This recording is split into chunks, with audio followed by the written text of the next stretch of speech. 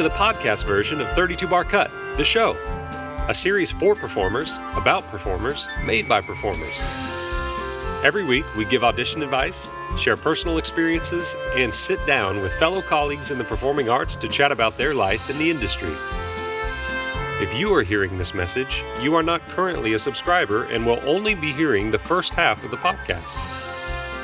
If you would like to hear the full interview, including the curtain call series, you'll want to head over to 32barcut.com, where you can find a link to our Patreon page. There you will have exclusive access to the entire video and private RSS podcast feed, as well as other subscriber-only content. Thanks for listening. Without further ado, on to the show.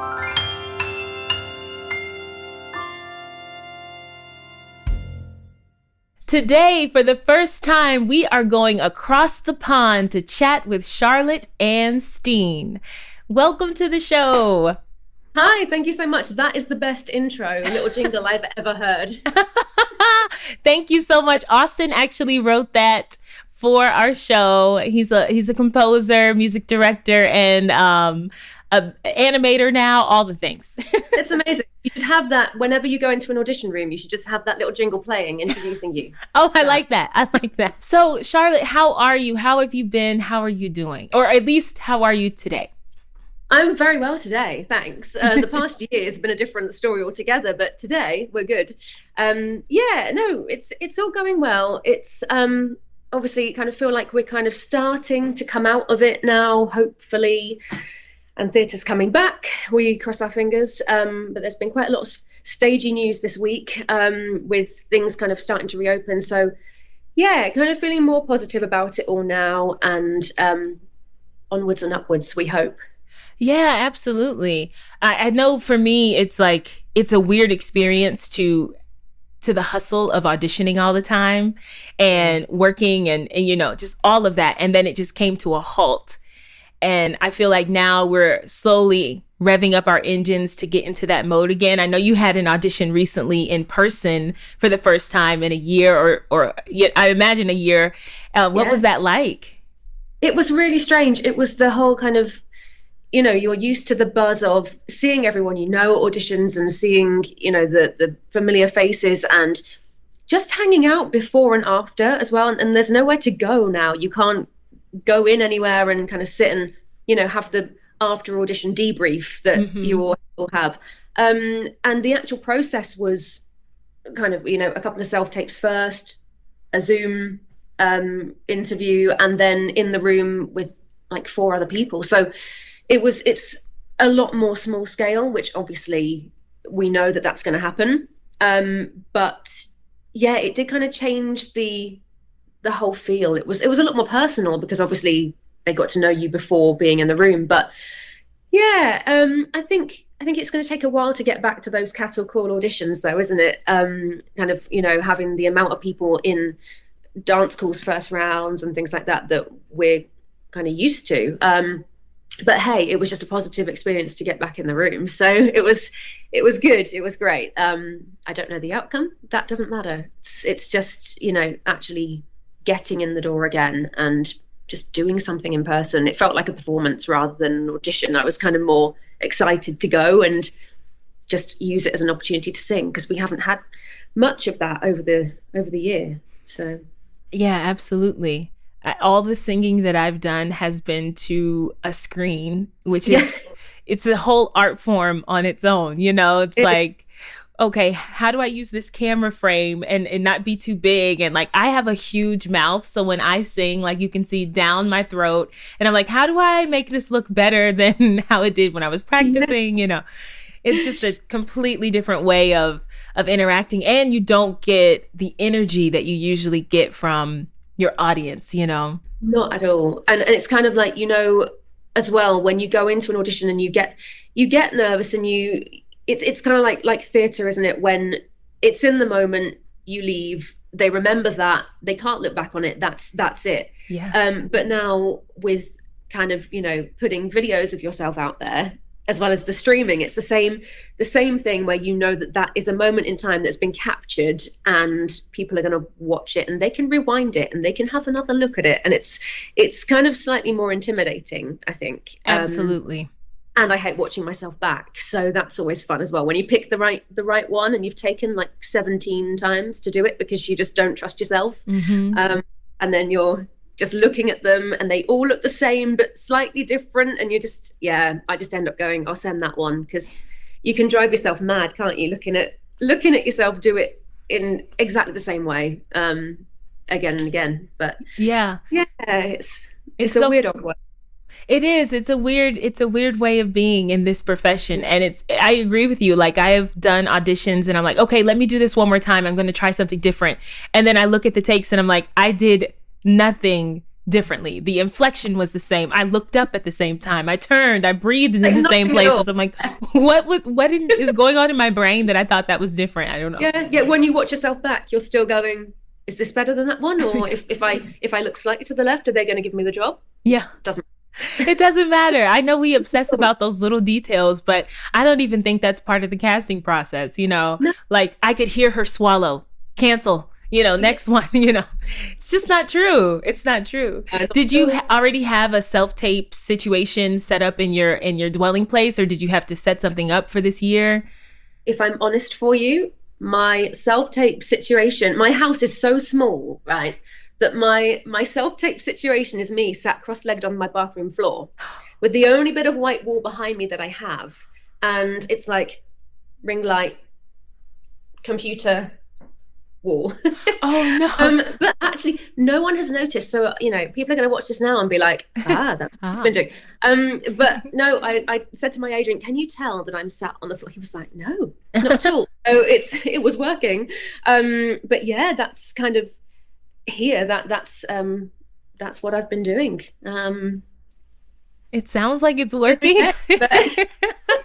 You have no other option, right? And it's the survival in us, right? It's like, hey, well, this is what I have. It's working. Moving on.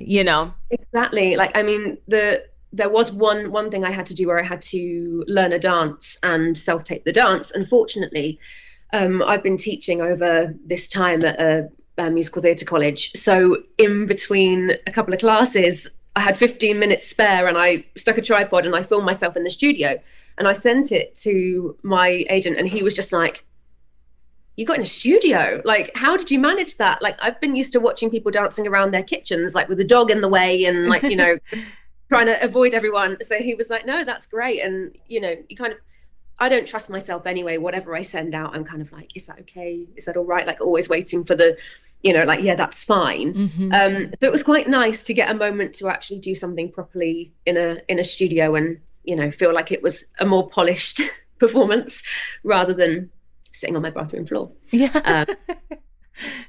Have you gotten a chance to work on any passion projects or anything that maybe if the world was open and out and about that you wouldn't have the time to do?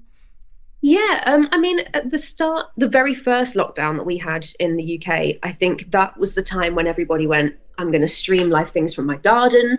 I'm going to sing and broadcast it on my Instagram. I didn't do any of those things because right at the start for me, my teaching took off online. So That's it kind amazing. of, I was really, really busy.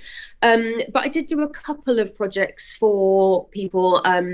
Alexander Bermanch, who wrote I Wish My Life Were Like a Musical, who we're going to talk about that later on. He asked me to record a couple of his songs that he was kind of busy in his home creating new writing. So I recorded a couple of things for him.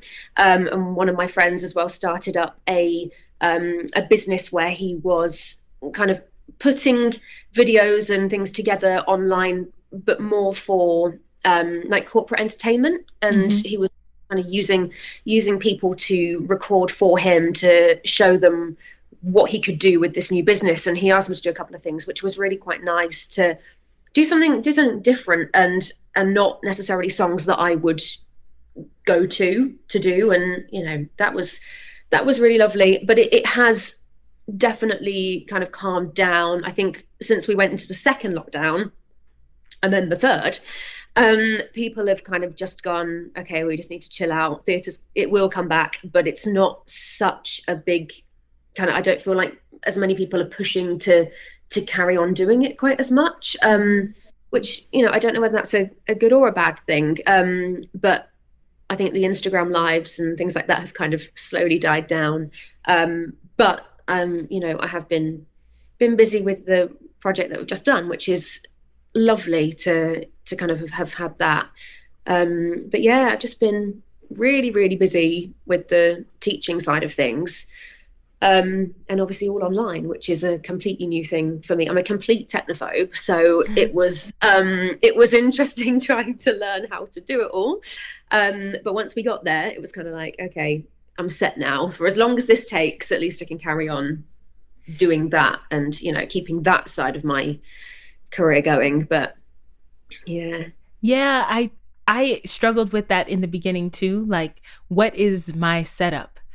How am I going to do this? You know, it's the frequency of, like, I did like a self-tape class online and my setup changed every week because something broke or you know, the lighting was off or whatever. And that was when I was in my in-laws' house. So now that we're back in Brooklyn and we kind of have a stable setup, now we know exactly what's going to happen every time. If there's a virtual performance, I know what to do. If there's a self-tape audition, I know what to do. And it's honestly a little easier than hopping on the train and going into an in-person audition. And if you mess up, you can do it over and you can do it over and you can do it over. Yeah, definitely. It does take the, I don't know, it takes the pressure off a little bit, doesn't it? Because obviously as performers, as self-employed people, we are very busy all of the time, like whether it's, you know, in your second, third, fourth job or actually working, you know, in a show at the time or auditions, everything, you're constantly running around. And to have the time to kind of learn something, get it off script, get the songs going so well that you feel comfortable going into auditions, it's quite nice to have the chance to go, if I do this and it doesn't work out the first time, I can just do it again. And it takes that pressure off the nerves, kind of having constant material to learn, I think. I don't know, do you feel the same way about that? I feel better about it.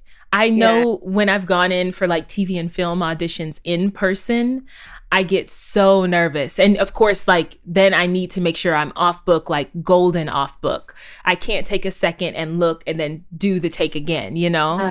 But now being at the house and doing it, I've gotten to the point where if I have an audition that's like 4 scenes, I'll memorize it scene by scene. So I'll go do scene 1. All right, good, check. I can take that out of my head and move on to scene 2. And that's a privilege that I've never had before, which you would have on set. You know, if you were actually on set, you would have a chance to work scene by scene and not do them all in one fail swoop. So it's an interesting way of being, but I've gotten adjusted to it and I don't mind it. And I wonder too, if a lot of casting offices are going to continue with self-tapes primarily.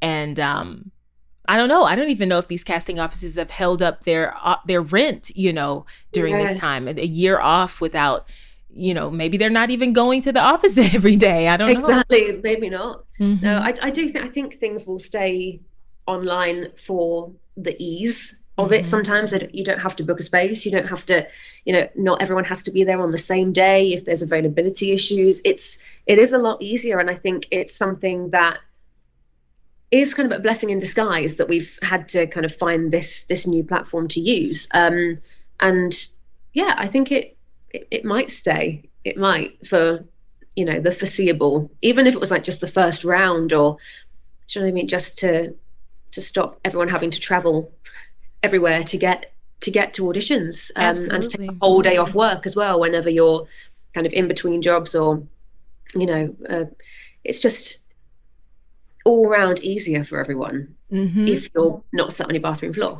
Yeah. I was curious too, now that we're talking about auditions and it being more accessible, I was sitting down on, I think it was a casting director's Q&A, and they were talking about how now the doors have opened for casting a wider net. Have you gotten any casting calls for acting projects that are outside of your local circle? Not really at the minute, to be honest. I think over here, I feel like it's almost gone the opposite way. I don't know. I just feel like I've been talking to a lot of people who haven't been called in for things that they usually would have been, because they're seeing so many less people in the room that then I think they're probably not wanting to watch as many tapes as would be in the room to start with. I don't know. I mean, just talking from personal experience, I've definitely only been called in for the things that I would have been in the room for. Pretty sure. But yeah, I don't know. I think it's kind of opened up the doors in some ways, but I think the graduates from 2020 and 2021 that are coming out now, they're all kind of going, am I going to get in the room, or am I going to get seen? There's always that worry because of the way that it's being done now. I feel like at the moment it is kind of more, if they know you, they'll call you in, which is a shame, but also great if you are known by them. But it just always works both ways, doesn't it?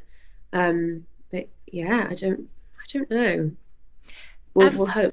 Yeah, I was curious about that because I don't know. I really want to talk about the differences too between what it's like working where you are and where we are, and the major differences. And we're going to talk about your union later on too. But before we get into that, I'm so curious how you got your start. So have you always wanted to be a performer? How did you get into this field? Yeah, it was just a natural progression. I never had the sit down and think, is this what I want to do? It was just always a given that was it. Like I'd constantly have the conversation at home, like, what's your backup plan? What are you going to do? Like, definitely do your A-levels in case, like, you need to fall back on something. What are you going to do? But it was just in me to do it. I mean, I grew up in Weymouth, which is right down on the south coast of England, far away from everything. So it wasn't like I kind of grew up in London around the hustle and bustle of it all, and kind of had loads of opportunities in London as a child. But in Weymouth, even though it's such a small town, there were just a lot of performing opportunities. We had a brilliant theatre group that I joined when I was about 13. My dance school was great. We had a really lovely singing teacher in the area, and just ended up doing it all and loving it all. And I mean, we did like 2 big scale, like full musicals a year in a 1,000-seater theatre in Weymouth, like, and just kind of being given the opportunity at such a young age to, even though it was Amdram, to play roles in, like, leading roles in shows, and just absolutely take in every inch of it. Like, I used to remember going to school and being like, oh, it's the show this week, and just feeling so, like, do you know what I mean? Just feeling so like professional, just in the moment. And yeah, just from there, I just decided that was all I ever wanted to do. But I went to college at 18 to train, because I was told to do my A-levels, just in case. So yeah, and then that was kind of it, really. But yeah, definitely, I still couldn't tell you now what I would have wanted to do if there was something else that I'd have gone into. I don't know. I think you just, when you know, don't you? Really, that's, yeah. I agree wholeheartedly. People do ask that a lot. What would you do if you weren't this?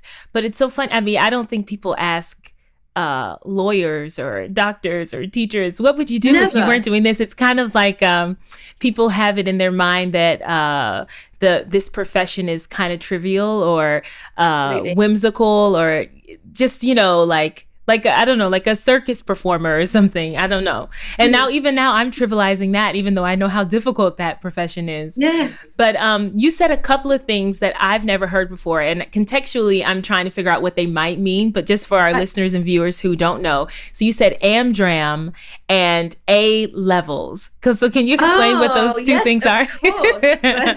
Translation thing. So A levels are like your qualifications at school. So you're kind of like the highest qualification that you can do at school age. Okay. Before going to university. So I don't know what do you have? That's what is we that? have like a high school graduation. I don't know if that's the equivalent or if it's like taking the SAT. Is it a test based? Are A levels test based?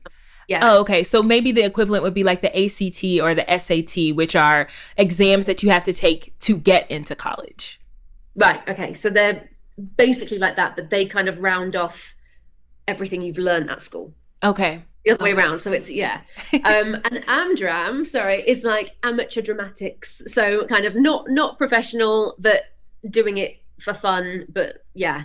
Yes. So it's like a company that you might join, like a theatre group that runs in the area that does musicals, and yeah. We have an equivalent for that too, but we call it community theater.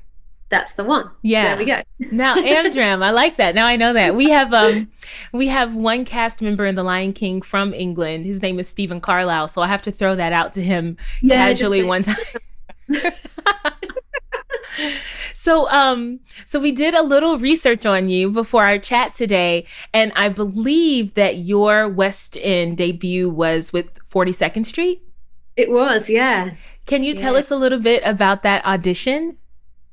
Yeah, it was, I just have such a, like the kind of main day was such a blur for me.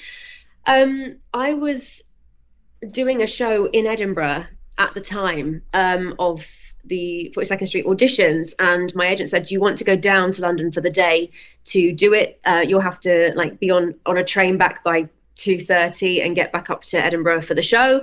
And I was like, I'm there, literally. There's nothing stopping me for that show. And so I went on the train. It was like 3:00 in the morning, went down to London. And honestly, the first time I stepped foot in that room, I was so scared. We had the Broadway team over. Wow. Kelly Barkley, who was just absolutely incredible choreographer. She came over. Mark Bramble, who wrote the show, he was there. Randy Skinner came over. Like, it was just insane. And I just remember being like, I'm in front of all these people. And yeah, one by one, they made us do this tap combination. And I just remember Kelly there with her like notebook, just looking at people, crossing them off, like no, and then doing like a tick, and then just right in people's faces. It was so intimidating, but I loved it. And everyone was just like, there were so many people in the room. But I was actually in the boys' audition because I couldn't make the girls' audition was in the afternoon, and I had to go back on the train. Mm-hmm. So I was with all these boys who were like, half of them were absolutely terrified. Just because obviously tap auditions are not everybody's cup of tea. But yeah, then I think the following day I got a call and said, can you come back down for the finals? And so I came back down. It was a really quick process. They only auditioned for I think about 3 days, which shocked me because I thought, oh, like it's going to be drawn out over a couple of weeks. And then that following day when I went down, it was like about a 3.5 hour tap call. Wow.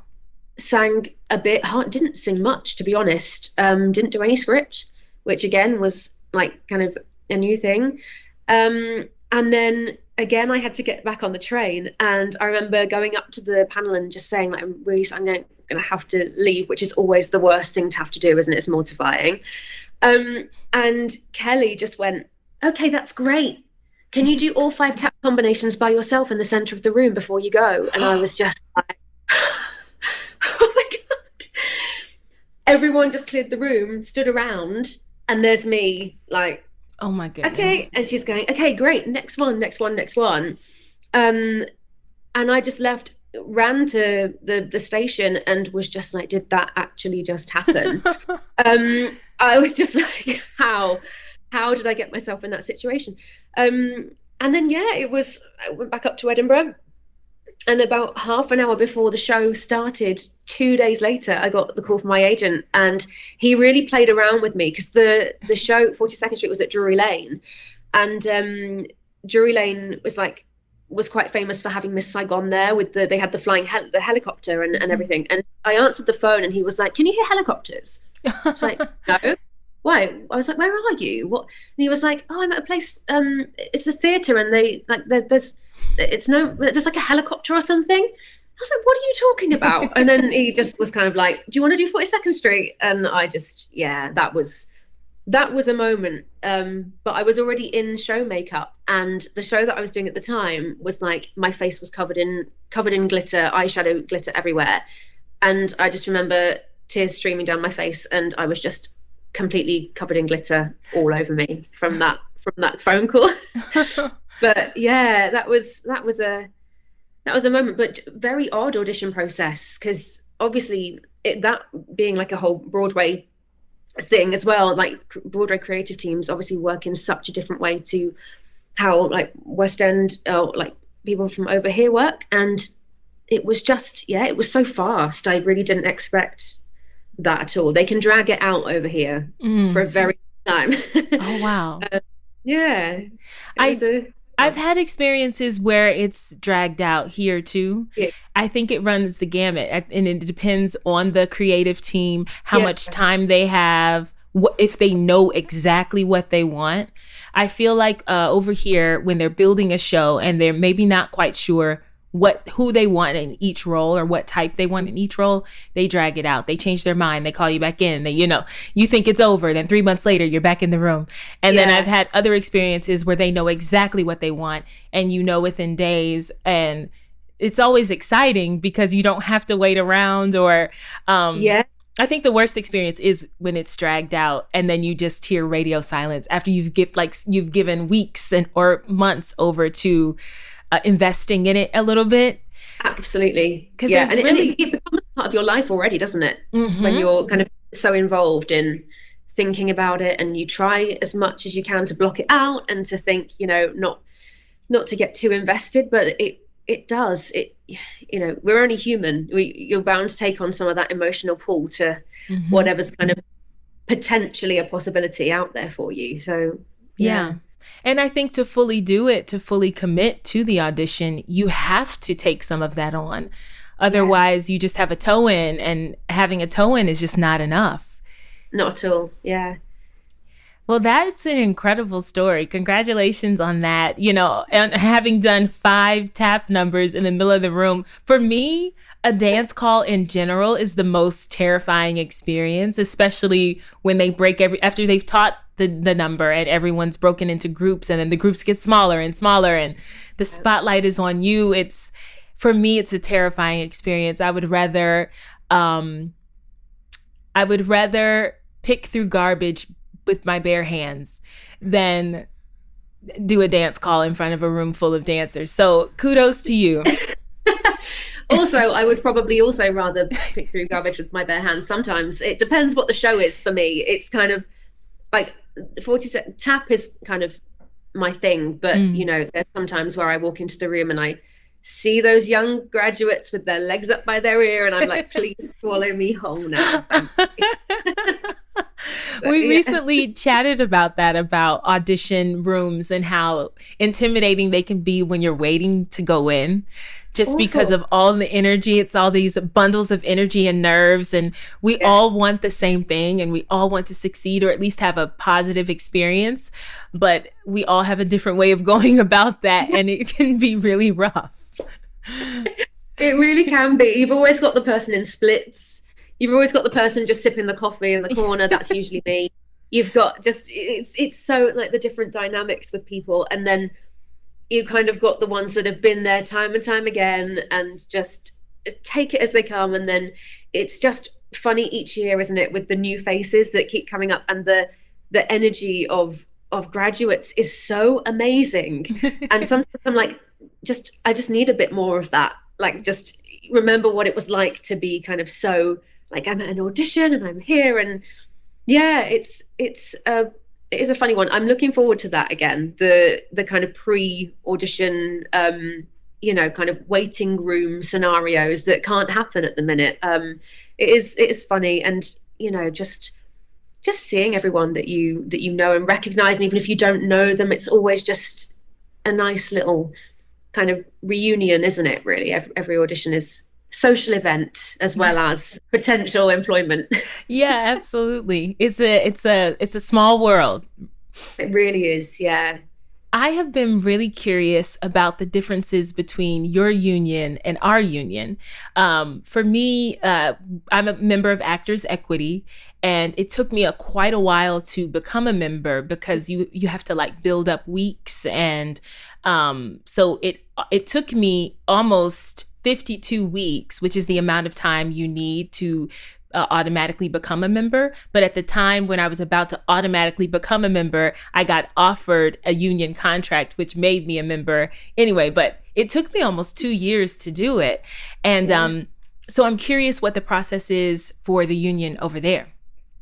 I mean, honestly, there kind of isn't one. It's nothing like that at all. It's like do you guys use Spotlight for? No. So Spotlight is a website where kind of all of the auditions get uploaded by casting directors. Everything goes on there, and then your agent submits you through Spotlight. Mm-hmm. And usually, when you kind of graduate, you'll go on to Spotlight. You have to pay to be on there, and then they'll just say you should probably join Equity, and it's literally as easy as you just put your name in and you join and you pay your membership, but there's no kind of length of time that you have to be working for. There's no like, I don't know, I feel like your union is a lot stronger than ours. We kind of feel like, a lot of people say that ours is kind of like, you'll do because we have like equity jobs where they are based upon that, and they have to abide by the rules and everything that's decided with the union, but not everybody in a show has to be with Equity. Mm-hmm. So there can be like members that aren't don't belong to them, and then you'll do jobs that are non-equity jobs as well. But yeah, it's just very much like, I don't feel like I don't know, I wish it was like a prouder moment for us. I kind of wish that there was some kind of process that you have to work up to get that, because I feel like people would be much prouder of it, and then I think people would kind of stand together more. I think it would be a much stronger union for us if there was just a little bit of a process to be able to do it. But yeah, I'm interested about yours, because it just sounds so much more like kind of together. And I know I had a friend who is from over here, and she did a couple of American based cruises like for Royal Caribbean, and then she worked off Broadway, and then she started working on Broadway, and she was kind of like, got my equity, like, it's just kind of such a big moment. I kind of is that kind of the main thing that happened? Yeah, it is a big moment. It feels like an accomplishment because you do have to work for it. There are very rare occasions where someone will come right out of school, book an equity job, and not have that experience of working for the card. But I've only heard of just a handful of stories like that. And so I actually got my start in Chicago. And the way it works for us is, if you are non-union, you can work at an equity house or a non-equity house. But if you are union, you can only work at equity houses. You can't teeter between each. And so the advantages of not being union yet is that you can build experience in both places. And sometimes the pool in the equity realm or the equity union actors are more seasoned. And so they'll usually get a job over a non-union actor, which means that if you are newly union and you haven't gotten your name out there yet, then you're stuck being union and not working. Right. And so okay. people kind of teeter between those two. But the biggest advantage is, other than, having access to health insurance or better benefits working for an equity house and certain rules they have to abide by, because they have that here too, is that it's really the audition process.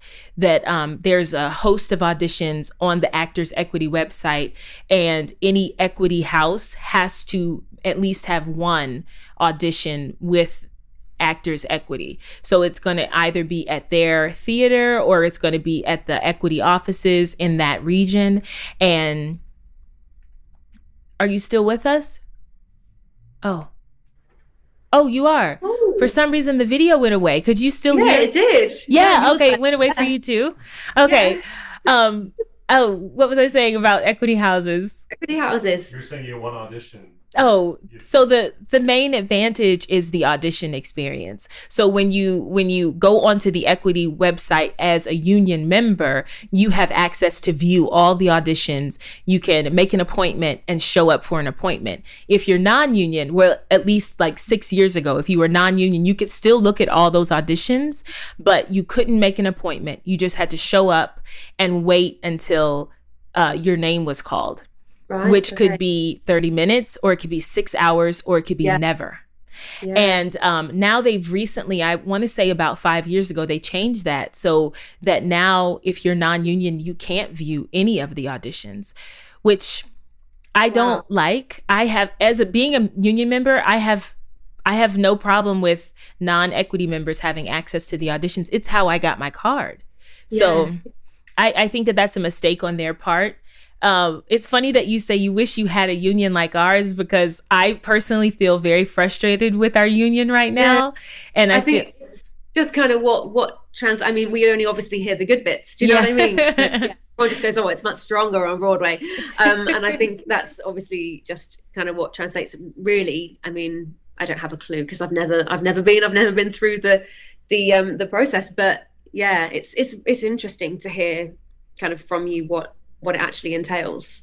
Yeah, the differences are interesting too, because it's funny, I haven't heard much about equity.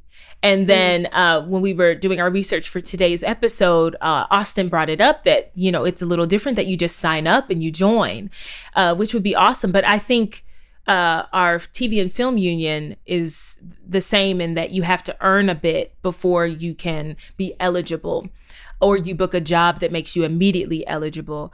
But it is easier, in my opinion, to get into the TV and film union. It just costs a lot more. It costs like 3 times more, but it's a little easier than Actors Equity. Yeah.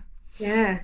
So I would love to hear about the project that you're working on now, so that our viewers and listeners can take advantage of it and watch this streamed theater project that you've been doing. And I think it's incredible that you got a chance to actually perform with other actors and produce work that is accessible during this time. So can you tell us a bit about I Wish My Life Were Like a Musical?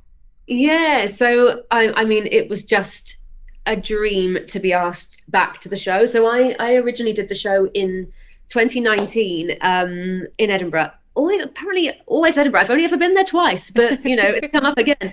And we had such an amazing time. We went up with the show, and we didn't know what to expect. There's only 4 cast members, and Alexander, who wrote the show, kind of had it running in a London venue for a short period of time prior to taking it up to Edinburgh.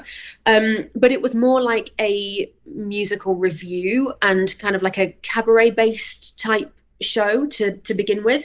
And Edinburgh was the first time that it was kind of choreographed, staged, and there's not much choreography, but it's kind of clever. I'll talk about that in a minute. And so it kind of went up there as a new version of the show. Sold out every single night of the run, which was incredible. Had all these brilliant reviews, and then it was supposed to kind of there were whispers of it doing something else, and then COVID hit. So that kind of put a stop to it. And then last year, In the middle of, kind of in the summer, there were little whispers about something might have been happening with it. But there were, again, problems with restrictions and COVID and everything. So that didn't happen either. And then to actually finally get the call and the go ahead and say, like, are you available to do this project again, was just amazing. So we, there's 4 of us in the show. Myself, Charlotte O'Rourke, who was in Mamma Mia in the West End, and we've got Lucas Rush, who has been in Rock of Ages playing Lonnie and all sorts of incredible roles, and Luke Bayer, who is best known for, he was the understudy in Everybody's Talking About Jamie, and he got such a name for himself doing that job.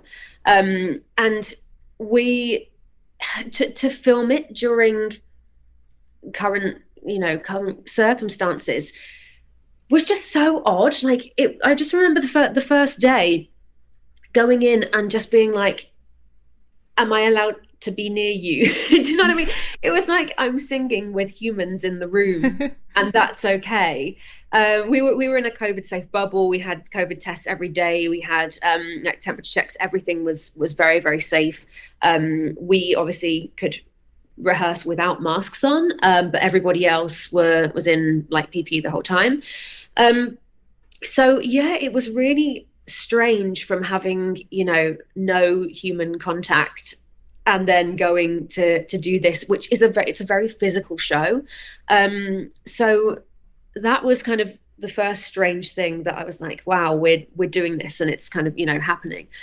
But the translation from Edinburgh, where we were doing it, night after night to live audiences, was very different to stream and to film the show. Now, I've never done any filming before, so it was very new to me. But the show is very funny. It's basically, we call it a love letter to musical theatre. It's all the things, it's like spilling the tea on musical theatre, all the things that you are not allowed to say to those audience members that come up and ask you about the reality of being in a show. It's all the things that you go, yeah, it's great, and don't like, you can't say those things like, well, actually I'm working with somebody who's really horrible to me, or I'm exhausted through the dance routines, or my cast mate who I have to kiss is disgusting. It's all of that, done very tongue-in-cheek and kind of just letting the audience know what it can be like to be in a show, like the non-glamorous side of things. So yeah, there was a lot of audience reaction in Edinburgh, and then to do the show again and to have to just trust yourself that the gags and the funny bits are reading, when you have no confirmation of that in the room. Mm-hmm. And you're especially revisiting it after 2 years, because we hadn't done the show for 2 years, and it was a very, very quick rehearsal process where we were thrown together actually with 2 new cast members that hadn't done the Edinburgh version. So it was just kind of like, there you go, gel together, find the comedy, play it.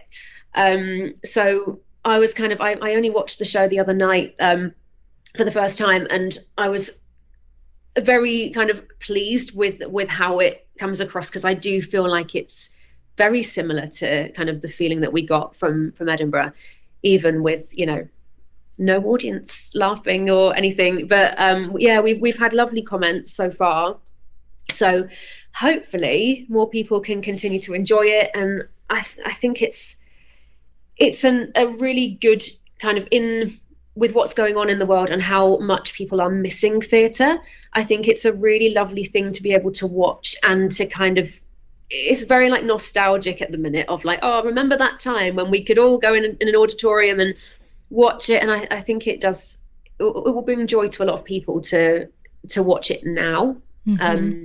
With what's going on. But yeah, it was amazing to do again. I hope something else eventually happens with it as well, maybe that we can do it again for a live audience. I hope so too. Austin and I are definitely going to check it out this week. I'm excited to watch it now that you've spoken so well about it, and I could use a comedy, I think we all could Yeah. use a really good comedy and a night at the theater, even if it means on the couch with your, a glass of wine, a homemade cocktail or whatever. Yeah. So where can we find it and stream it? So it's on we filmed it at the King's Head Theatre in London. So it's on www.kingsheadtheatre.com. And the tickets to stream are from £10. You can watch it on demand. So there's no set time limit. It just comes off on the 12th of May. So you can watch it as many times as you like from the comfort of your sofa with wine. Stroking your cat. It's just, you can have a lovely old time. And yeah, watch it as many times as you like. Rewind the bits that you find funny. Fast forward the bits that you don't. And yeah, it's just a really funny show. That I think we kind of, in Edinburgh, we used to joke about it because we had very obvious differences. Like some nights it would be general public laughing at all the obvious gags that are not kind of the underlying stagey things. Do you know what I mean? And then we had stagey audiences where they would laugh at all the in jokes, and it was very different. So it really is for everyone. Even if you hate musicals, I think you'd like this because it is taking the mick out of it. So you're allowed to hate it, and if you love it, it's just all those things that happen, and if you've been in tons like yourself, it's just like so knowing of all the things that are like that. And I think the fun with it for us is that every single character we kind of talk about, or kind of persona, that personality that you come across, we know ourselves, like we're thinking of somebody that we've worked with that is like that, or that you've come across. So it kind of heightens it kind of personality wise and character wise for us as well, which is really fun. Obviously all done in a very loving way, but it is a really good show. If you do get a chance to watch it, let me know what you think. It's funny, and it was just so lovely to get back and do something and just enjoy it. And also, like self-taping, have a couple more takes on it. So that was new as well, to be like, okay, we've done it, like go back and do it again with different angles and things. And it was completely new for me, which kind of made me want to do more of that if there's ever an opportunity to do it. Well, that is so exciting, and we're definitely going to watch it. So we'll send you an email, a little blurb about having seen it. But I'm already like itching to watch it because you make it sound so fun. And so, how long were you shooting and rehearsing with two new cast members? Like, how long was the process from start to finish? So we literally had 2 music calls and then one day to stage the whole thing, and a tech day and a filming day. Whoa. So that was it. We had one day in the space prior to the shoot. And yeah, 2 new cast members. So Lucas, I mean, Charlotte, Luke, and Lucas. I don't know how they ended up with those names, but they did. Luke had never done any of the material before. So he was sent that a few days prior to the rehearsals, but it was really kind of, learning it in the space. And I honestly don't know how he did that. Alexander Bamanjar, the writer of the show, is an absolute genius, and his songs are very difficult. He won't mind me saying that. They are very, very difficult. And he kind of says that, it's not, he never writes verse, chorus, bridge, chorus. It's never like that. It's always a progression, and really is just acting through song the whole time. And the melody never is kind of that basic structure. So to learn his stuff from scratch in that period of time, I mean, honestly, hands up to Luke, because he was incredible. Lucas had actually done the original, I said about it was in London for like a short period of time.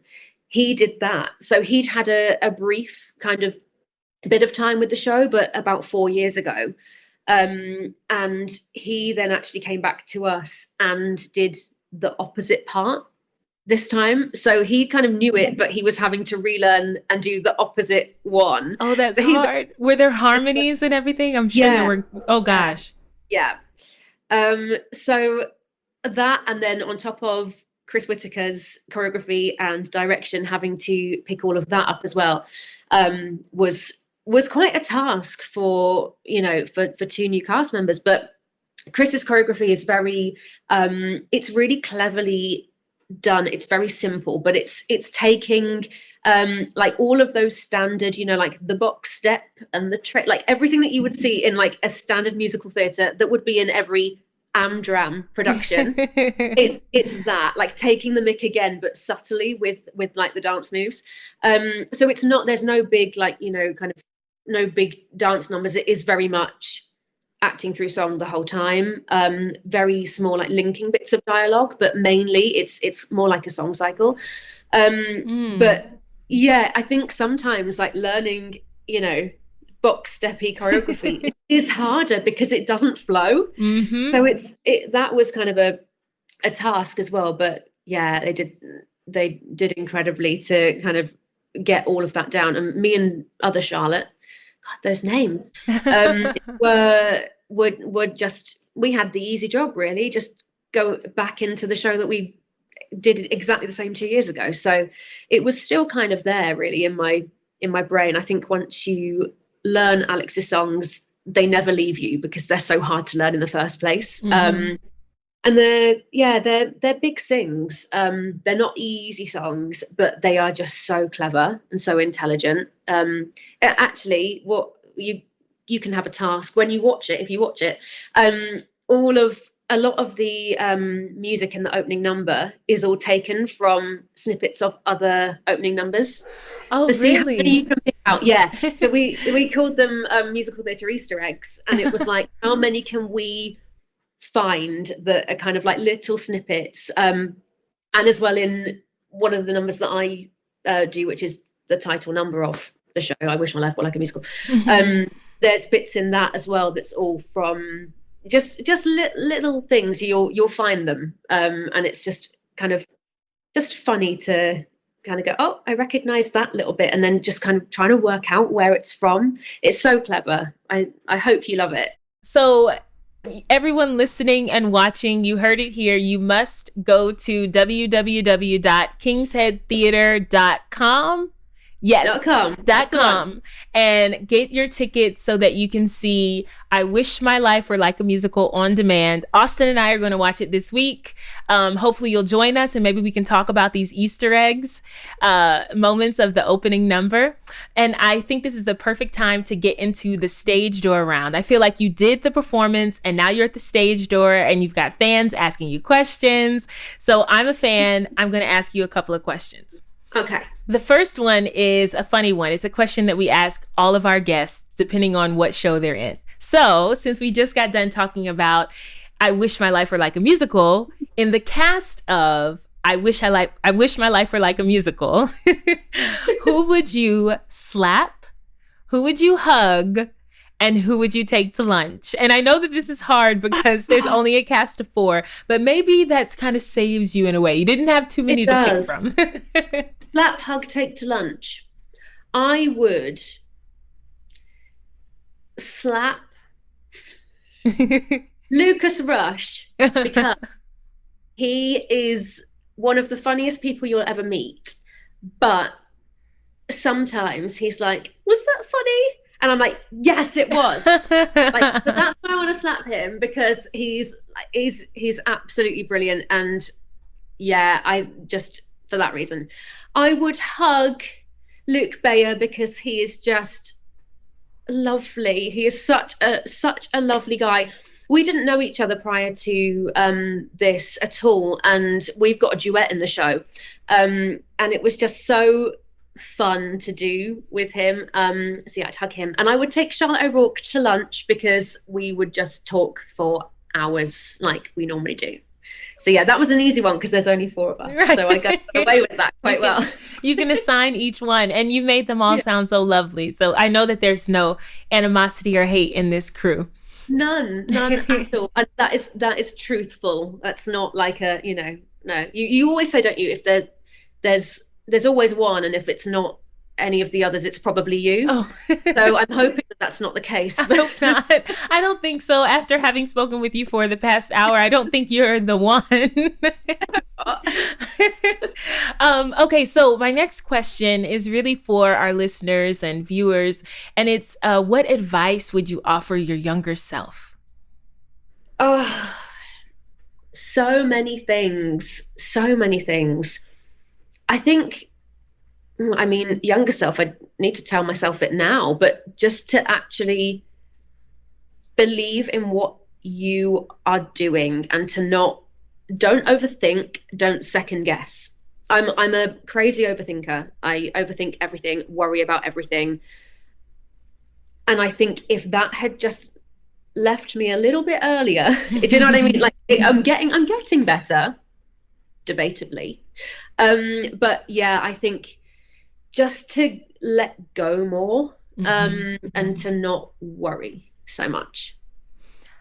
That's quite a deep one, isn't it? But yeah. No, that's absolutely spot on. Great advice. I can identify with that. I am a huge overthinker.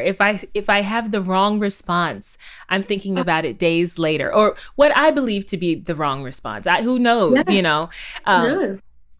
Overthinking, it will raise your cortisol levels and it will be the death of us all. So yes, overthinking.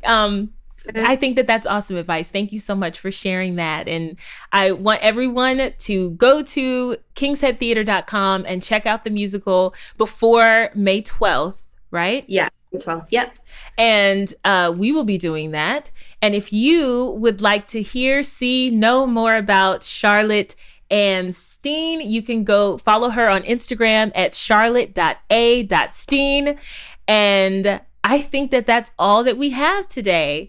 Thank you so much for coming onto the show and sharing with us your story and what you've been up to this difficult year. It sounds like you're thriving, and also, can people take lessons with you online as well? Yeah, they can. Thank you so much for having me on. It's been so lovely to kind of get to hear, because you don't get a chance to chat to people from the other side of the pond that much about how it all happens. So really, thank you so much. But yeah, I do online singing, acting through song, drama lessons, and I've got a few students in America at the moment. Actually, I teach somebody in Utah, I teach somebody in Germany.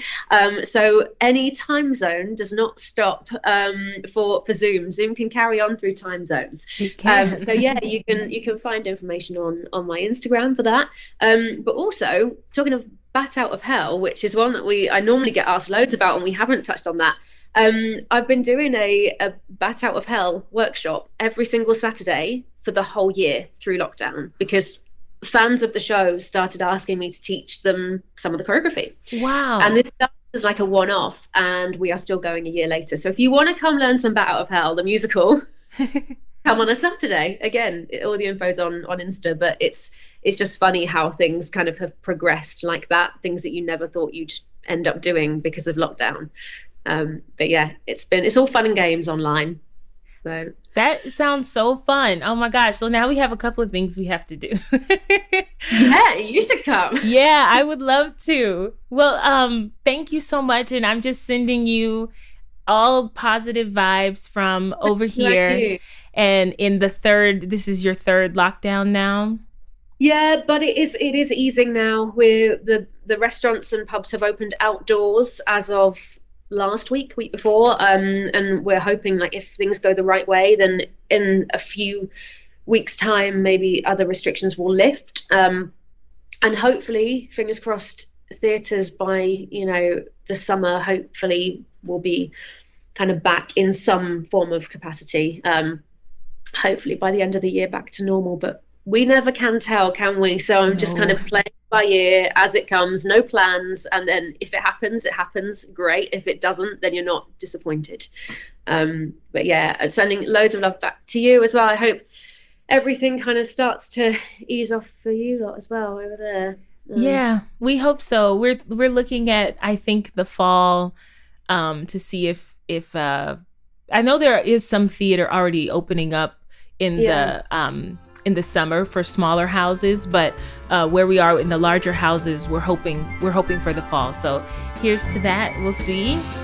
Yeah. And I guess we're gonna say bye now.